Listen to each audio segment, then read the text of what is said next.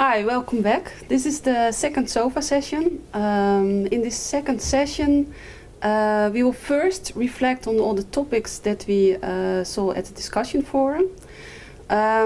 We saw three big topics. One topic was a very nice one, when a patient is a patient, what is the definition of a patient? The second one was about GPs. Can they always be considered to be an actor? And the third one was about actors in general. How can you define the relevant actors surrounding a patient? First about the patient. When you look at the discussion forum, I see many nice definitions.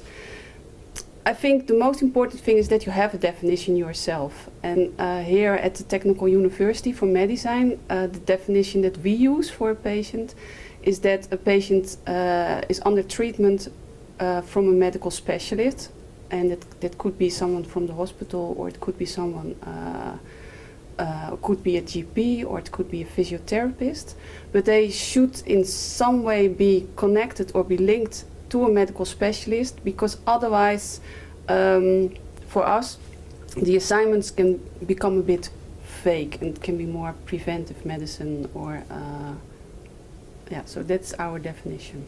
Yeah, and if we look to the question about the GP, if the GP is an actor, and I think especially if you look to the module where you are in now, the defining the actors and the interdependencies, it's important to have a broad perspective on the patient and its journey.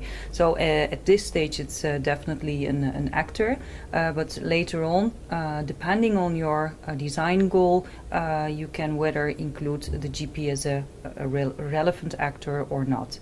Yeah. And the last point about which actors are all relevant and how can you define them. I think the best way to define all the relevant actors is to go to a patient and try to interview him or her in such a way that you can get to know all the actors, everyone, and human actors and non-human actors who had an active contribution to his health process.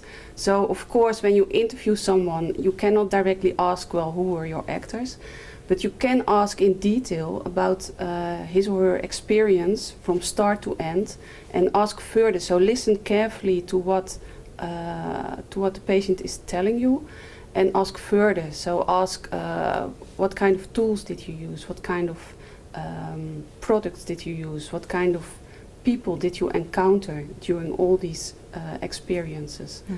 And then try to map it, as you already did now for your first assignment, try to map it in a graphical way with everything that has in some way a contribution to the health process.